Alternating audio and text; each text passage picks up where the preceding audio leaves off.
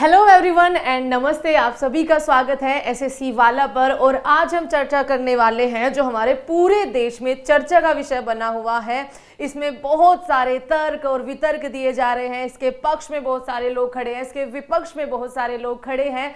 जी हाँ, हम बात कर रहे हैं उंगली पे वो जो नीली सी स्याही दिखाकर आप लोग खुश होते हो, फोटोज डालते हो कि भैया हमने 5 साल में इतनी बार वोट डाल चुके हैं। तो आज हम अपने देश में वन नेशन वन इलेक्शन का उसको जो लागू करने की बात सरकार कर रही है पिछले काफी टाइम से, उसके बारे में, उसके लाभ के बारे में, उसकी हानि के बारे में, आज वो कहां पर खड़ी हुई है बात, उसके बारे में जानने वाले हैं। तो शुरू करते हैं। सबसे पहले बच्चा इसकी थोड़ी सी रूपरेखा बनाते हैं कि एक्चुअल में ये वन नेशन वन इलेक्शन क्या है, यानी कि एक देश और एक चुनाव आपका क्या है। देखिए, हमारा देश आपका क्या है, राज्यों का संघ है। हमारे देश में 2 सरकारें हैं। हमारे देश में एक जो केंद्र में बैठी हुई सरकार जो पूरे देश को संभाल रही है, मतलब पूरा देश 28 राज्य और 8 हमारी यूनियन टेरिटरीज, उनको जो संभाल रही है। जैसे कि अगर आज की हम बात करें तो बीजेपी जो है वो केंद्र में बैठी हुई है। उसके अलावा जो हमारे 28 राज्य है, उसके अलावा जो दिल्ली है, वहां पर आपका जो बच्चा सीएम के या फिर कहिए विधानसभा के इलेक्शन होते हैं। मतलब वहां पर उन राज्यों का जो लीडर होता है, जिसको आप चीफ मिनिस्टर कहते हो, और उनके जो मिनिस्टर्स होते हैं उनके लिए भी आपके चुनाव होते हैं। तो ये जो हमारे 28 राज्य और 8 यूनियन टेरिटरीज हैं, प्लस आपकी जो केंद्र में सरकार है, इनको चुनने के लिए आप लोग वोट करते हो। और ये जो है ये 5 साल के लिए आपकी चलती है सरकार। वो चाहे केंद्र सरकार की अगर बहुमत हो, वो चाहे आपकी केंद्र सरकार की हो या फिर वो चाहे राज्य सरकार की हो। तो यहाँ पर बच्चा ये जो 5 साल के लिए गठन होता है ना, ये ऐसा नहीं होता कि एक बार आपने वोट डाली और राज्यों में भी और केंद्र में भी अब 5 साल के लिए छुट्टी। हमारे केंद्र सरकार के यानी कि जो लोकसभा के इलेक्शन है वो आपके अलग टाइम पर होते हैं, और जो हमारे राज्य विधानसभाओं के इलेक्शन है वो हमारे कई सारे राज्य ऐसे हैं जिन पर अलग अलग टाइम में आपके इलेक्शन होते हैं। बस कहने की बात यह है कि पूरे 5 साल हम लोग और इवन जो सरकारें हैं, जो पार्टीज हैं, वो आपका इलेक्शन की चिंता करती रहती है कि अपनी कुर्सी को कैसे बचाया जाए, क्या कर दिया जाए कि मैं कुर्सी से हिलूं ना, मैं फिर से अपनी कुर्सी को पकड़े रखूं। उनका ध्यान देश की डेवलपमेंट, राज्य की डेवलपमेंट से ज्यादा उसमें नीतियां क्या क्या लानी चाहिए ताकि वो राज्य, वो देश प्रोस्पर करे, उससे ज्यादा इस बात पर ध्यान होता है कि मैं वोटर्स को कैसे रिझाऊं कि अगली बार भी सरकार मेरी आ जाए, है ना। तो ये सारे प्रावधान, अब हम इसके लाभ और हानि सारी चीजें देखेंगे बच्चा कि सरकार अपना क्या तर्क दे रही है, उसके अलावा विपक्ष अपना क्या तर्क दे रहा है ना। तो इन्हीं सब झंझटों से निपटने के लिए कि देश में एक तो देखो इलेक्शन में पैसा इतना ज्यादा लगता है, उसके अलावा टाइम इतना ज्यादा, सेनाएं आपकी यहाँ पर नियुक्त होती है, वोटिंग साइट्स पे आपने बहुत बार देखा होगा सुरक्षा बलों को। उसके अलावा आपका देश के बारे में सोचने से ज्यादा वो लोग अपनी कुर्सी बचाने के बारे में ज्यादा सोचते हैं, या कुर्सी पे या गद्दी हासिल करने के बारे में ज्यादा सोचते हैं। इन्हीं सब खर्चों को, इन सब समस्याओं से निपटने के लिए सरकार ने एक पहल की। ठीक है, सरकार एक कानून लाना चाहती है कि पूरे देश में एक ही टाइम पर आपके लोकसभा के इलेक्शन हो जाए और एक ही टाइम पर जितने हमारे राज्य हैं उनमें वहां पर भी यानी कि राज्य विधानसभाओं के इलेक्शन एक टाइम पे हो जाए।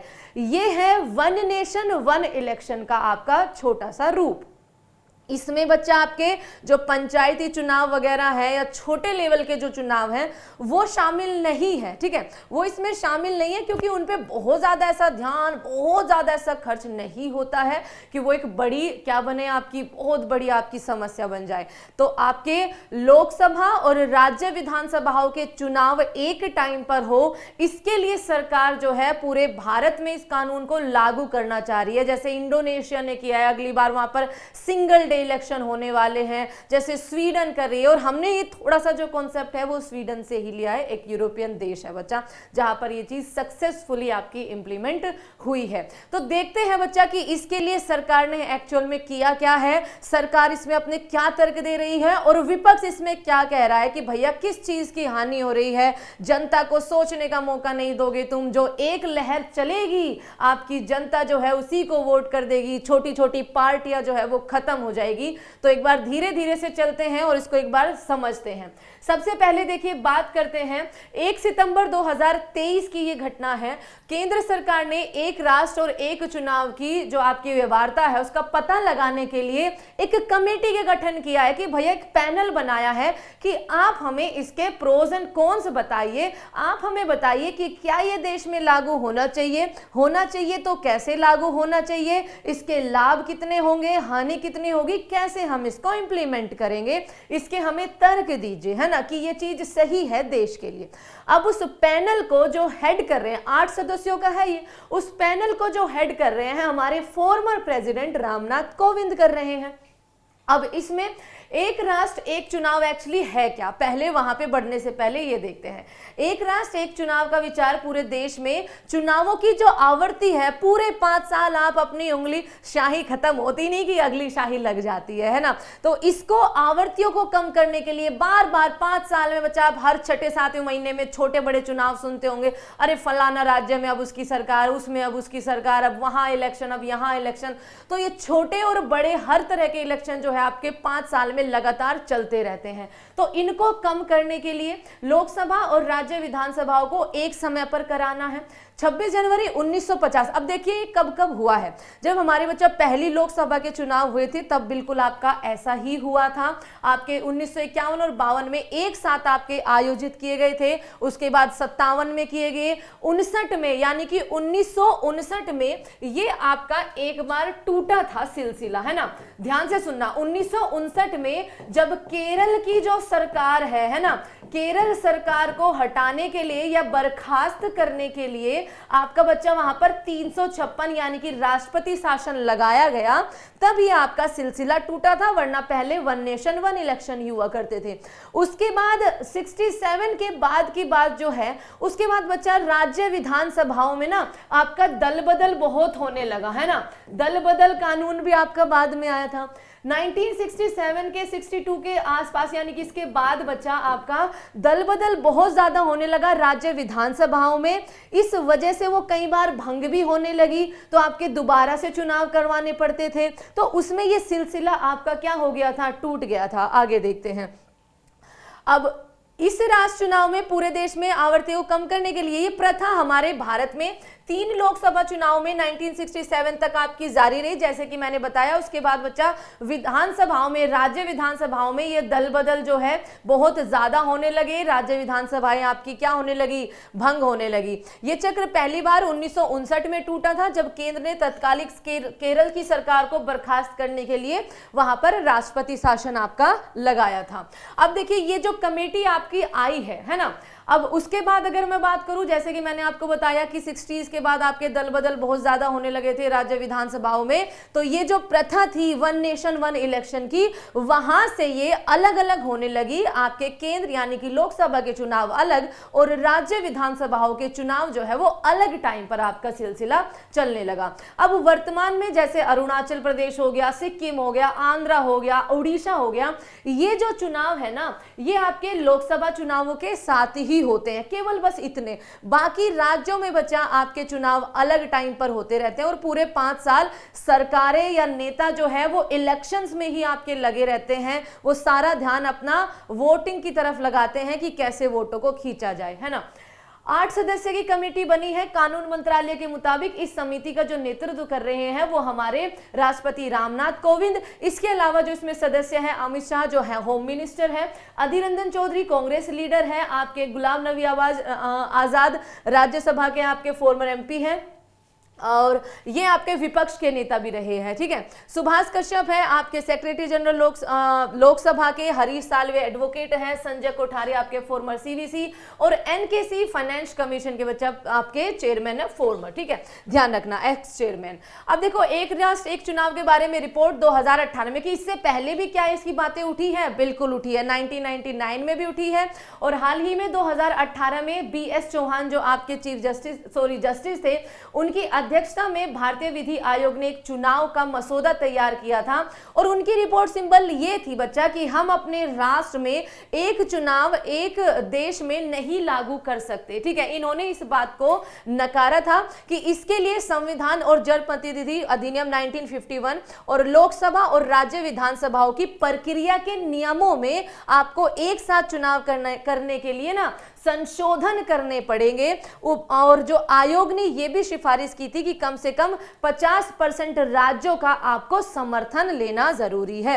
अब इसके बारे में जो लाभ है, उसके बाद 1999 में, ठीक है, उससे पहले बच्चा 1999 में बीपी जीवन रेड्डी, ठीक है, कि अध्यक्षता वाला जो लॉ कमीशन था, उन्होंने बोला था कि यस हम चाहते हैं, या फिर जो हमारा तर्क है वो ये है कि राष्ट्र एक चुनाव जो है उसका हम समर्थन करते हैं, उसकी वकालत उन्होंने की थी, है ना।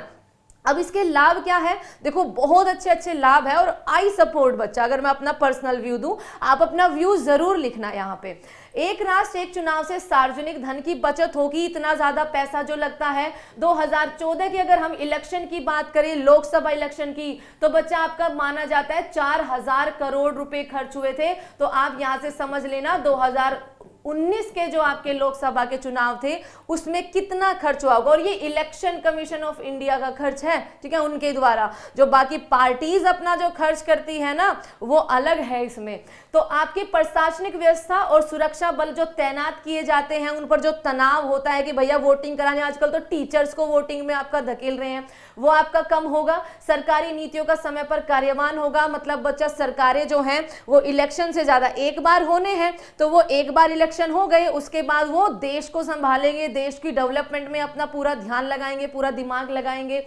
विकास गतिविधियों पर प्रशासनिक ध्यान केंद्रित करना, चुनाव प्रचार के लिए आपका थोड़ा ज्यादा समय मिलेगा, है ना। अब देखो आगे, इसके अलावा इसके पक्ष में जो तर्क है, नीति आयोग की रिपोर्ट के अनुसार देश में प्रत्येक वर्ष कम से कम आपका एक चुनाव तो आपका होता ही रहता है। तो इन्हीं को कम करने के लिए आपका सरकार कह रही है कि एक राष्ट्र में एक बार आपके चुनाव हो जाए, लोकसभा के और राज्य विधानसभाओं के।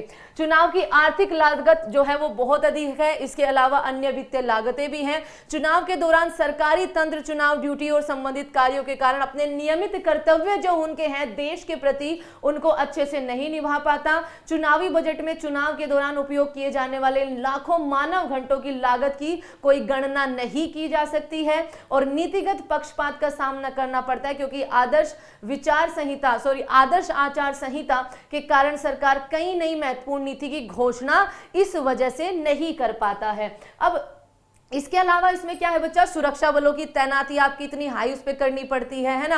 अब देखो सुरक्षा बल है तो वो पहले कहीं मान लीजिए हमारे देश की सीमाओं पर वो आपके डटे हुए हैं, देश की रक्षा कर रहे हैं, उनको वहां से हटाकर उनको वोटिंग वाले एरिया में उनको लगाना पड़ता है, वहां से डिप्लोमेंट उनकी होती है, उसका खर्च, प्लस उनके बच्चा उनको जो समस्या आती है उसमें वो खर्च, और प्लस एक तरह से हम कॉम्प्रोमाइज करते हैं उनको वहां से हटाकर जहां पर उनकी जरूरत है उनको वोटिंग वाले एरिया में लेकर आने की। अब देखिए इसके विपक्ष में क्या क्या तर्क हैं कि एक साथ अगर चुनाव पूरे देश में लागू करने हैं तो लगभग ये असंभव सा प्रतीत होता है, जो कि लग भी रहा है, क्योंकि इसके लिए आपको विधानसभाओं के कार्यकाल को दोनों को एक साथ लाना पड़ेगा ना बच्चा। इसके लिए विधानसभाओं के कार्यकाल में कटौती करनी पड़ेगी या उनको बढ़ाना पड़ेगा, है ना।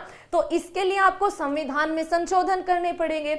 ऐसा कदम लोकतंत्र और संघवाद को आपका क्या करता है, कमजोर करता है। लोकतंत्र की भावना के विरुद्ध, क्योंकि ये विरुद्ध है, क्योंकि चुनाव के कृत्रिम चक्र को थोपना और मतदाताओं के चयन की आजादी को सीमित करना है। क्योंकि बच्चा दोनों हमारे अलग इलेक्शन होते हैं। जब हमारे केंद्र सरकार के इलेक्शन होते हैं तब हमारा मनोस्थिति बिल्कुल अलग होती है, हमको पता होता है। जैसे आप देख भी पा रहे हो पूरे देश में बीजेपी की सरकार है, नहीं है, ठीक है।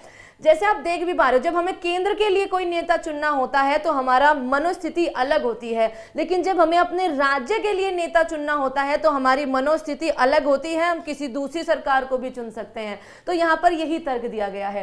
क्षेत्रीय दलों को नुकसान होगा क्योंकि एक साथ होने वाले चुनावों में मतदाताओं द्वारा मुख्य रूप से एक ही तरफ वोट देने की संभावना ज्यादा होगी। जिसकी लहर चल रही होगी बच्चा केंद्र में, वही आपका क्या हो सकता है आपके वोटर्स की स्थिति, मनोस्थिति ऐसी हो कि वो उसको ही अपने राज्य में यहां पर क्या कर दे, वोट कर दे। ठीक है, तो ये थोड़ा सा इसका विपक्ष ने इसका क्या दिया है, ये तर्क दिया है। जवाबदेही में कमी हो सकती है क्योंकि प्रत्येक 5 वर्ष में एक से अधिक बार मतदाताओं के समक्ष आने से राजनेताओं की जवाबदेही जो है वो आपकी बढ़ती है, जो कि एक वैलिड पॉइंट है।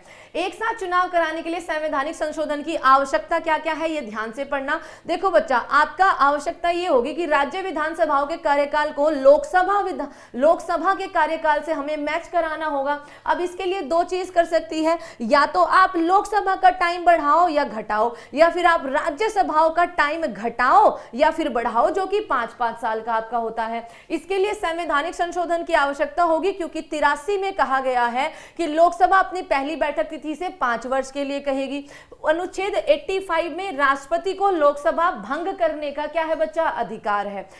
आर्टिकल 172 में क्या कहा गया है, इसमें कहा गया है कि विधानसभा अपने कार्यकाल से 5 साल तक रहेगी। 174 में राज्य के 174 के सेकंड क्लॉज में राज्य के राज्यपाल के पास ये आपका शक्ति है कि वो विधानसभा को भंग करने का अधिकार रखता है। ठीक है, तो हमें एक साथ तभी लाने होंगे, या तो वो लोकसभा के कार्यकाल से मैच करे या वो फिर राज्य विधानसभाओं का कार्यकाल बढ़ेगा या घटेगा।